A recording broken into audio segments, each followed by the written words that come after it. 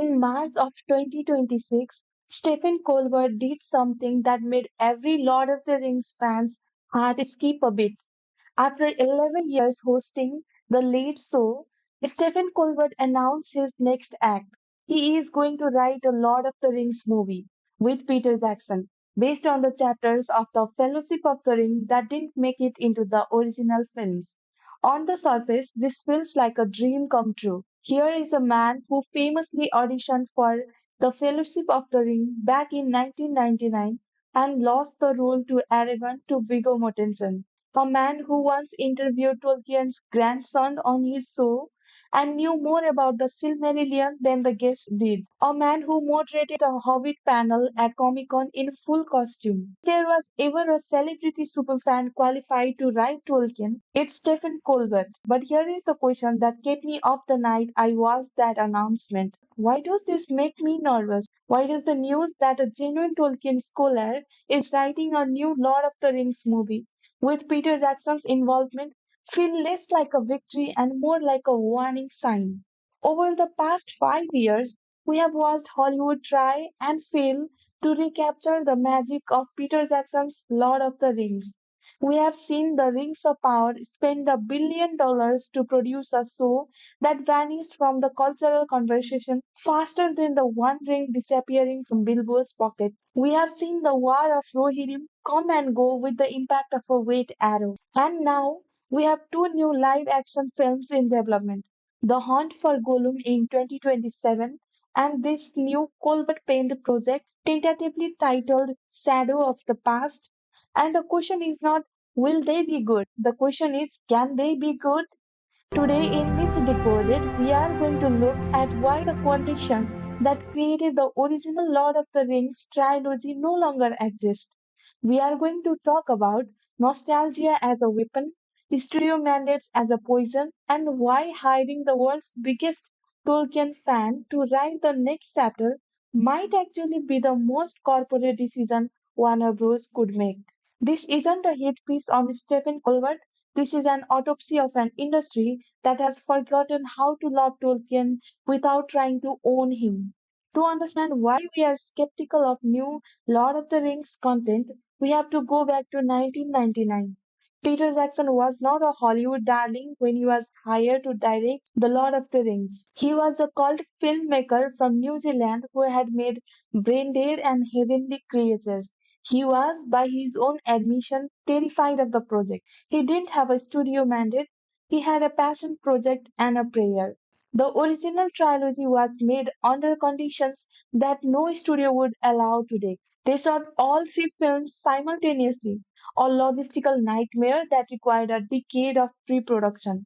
They built actual sets, actual armor, actual weapons. They forced their actors to hike through mountains in full costume because it looked more authentic than CGI. Viggo Mortensen bought his horse. Ian McKellen cried on set because he felt he was failing Gandalf. And Peter Jackson, who had never attempted anything on this scale, was given final creative control by a studio that was frankly too distracted to micromanage him. New Line Cinema took a risk. They gave Jackson $300 million, an ungodly sum at the time, and basically said, make us something we can't imagine.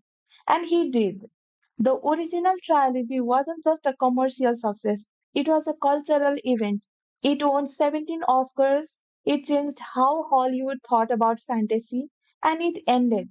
That's the key detail that everyone forgets. The Lord of the Rings had an ending, a definitive, emotionally devastating, thematically complete ending. Frodo left, Sam came home, Aragorn became king, the age of elves ended, the story was over. When Return of the King swept the Oscars in 2004, Peter Jackson and Fran Walsh and Philippa Boyens had nothing left to prove. They had adapted the unadaptable. They had done the impossible and they walked away. For a decade, that was enough.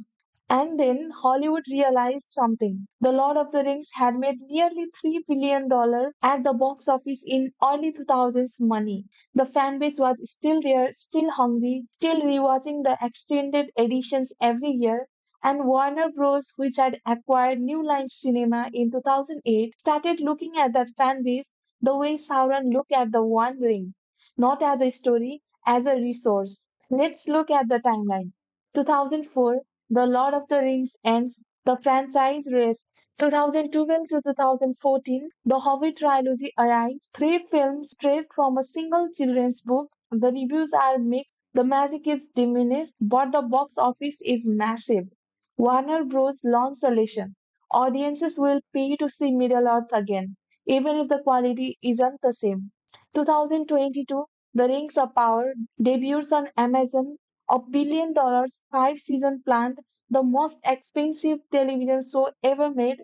It's supposed to be the next Game of Thrones. Instead, it becomes a punching bag for culture war discourse and quietly fades from relevance. 2024, The War of Rohirrim, an anime prequel, bombs at the box office. Most fans don't even know it exists. 2026, Stephen Colbert announces he is writing a new movie. The hunt for Gollum is already in production. Do you see the pattern? Every few years, Warner Bros. Reaches into the Tolkien well and pulls out another bucket. Sometimes it's gold, sometimes it's mud. But they keep reaching because the well hasn't run dry. And because the shareholders expect them to keep pumping. This is what I call the nostalgia trap. Here is how it works. A studio identifies an IP with an established fan base. They know that fan base has emotional attachment to the original work. They know that if they release something with that IP's name on it, a significant portion of that fan base will show up. Not because they trust the new product, but because they love the old one. We have seen this play out across Hollywood. Star Wars sold to Disney. They made three sequels that, despite grossing over $4 billion, left the fanbase fractured and exhausted. Ghostbusters tried to reboot with a new cast, then tried to nostalgia bait with Afterlife.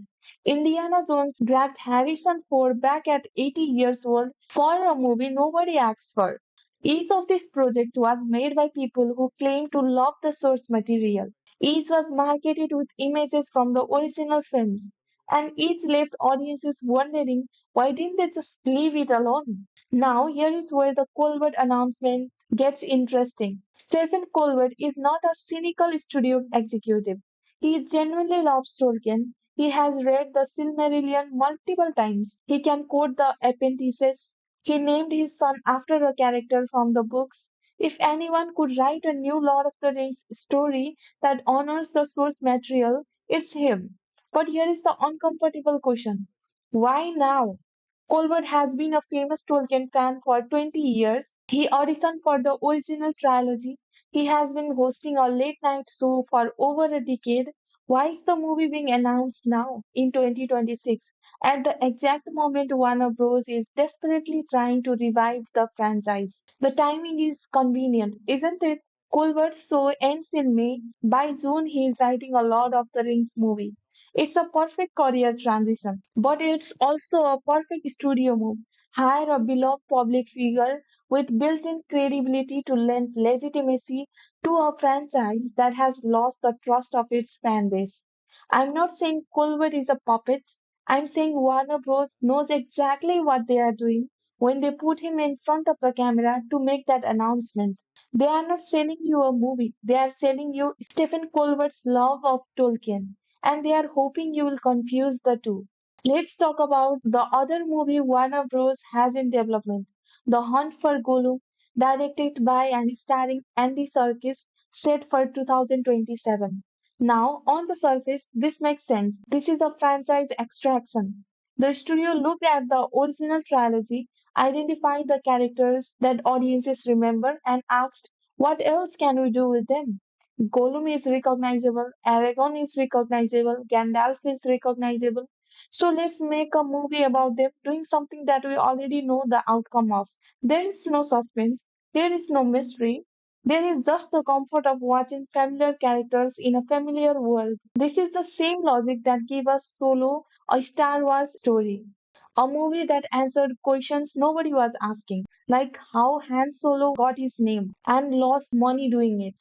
It's the logic that gave us Fantastic Beasts, a five-film prequel series to Harry Potter that ran out of steam after two entries. It's the logic that says if audiences love these characters, they will love watching them do anything. But that's not how storytelling works. The original Lord of the Rings trilogy worked because it was adapting a complete narrative. There was a beginning, a middle, and an end. There were stakes, there was suspense, the characters grew, the world changed. What is the character arc for Gollum in a prequel? We already know he finds the ring, we already know he loses it, we already know he ends up in Mordor being tortured by Sauron. There is nowhere for him to go. There is nothing for him to become. This isn't a story, it's a highlight reel. Now, to Colvin's credit, his project seems different. He is not mining the original trilogy for recognizable characters. He is looking at the source material, the actual book, and finding material that Jackson left on the cutting room floor. The chapters before the Hobbits reach Bree, the conspiracy of the Hobbits, the Old Forest, Tom Bombadil, the Barrow Downs, all the weird atmospheric folkloric material that Jackson cut because it didn't fit his tightly paced action structure. On paper, this is the most exciting Tolkien project in years. Finally, someone is adapting the parts of the book that have never been filmed. Finally, we get to see the Bombadil on screen. But here is the question that keeps me up at night. Stephen Colbert is a fanboy. That's not an insult, it's a description. He knows the legendarium better than almost anyone in Hollywood. And that is simultaneously the best and worst thing about this project. For the past few years, the Tolkien fanbase has been locked in a brutal culture war. Every new adaptation is judged not on its merits but on its fidelity to the lore. Rings of Power was eviscerated for compressing timelines, inventing characters, and, in the eyes of many fans, disrespecting Tolkien's vision. Now imagine a movie written by the man who has become the avatar of Tolkien fandom, the man who can name all the dwarf lords, the man who wears a one ring replica on his show. The expectations are not just high, they are impossible. And here is the structural problem that no one is talking about.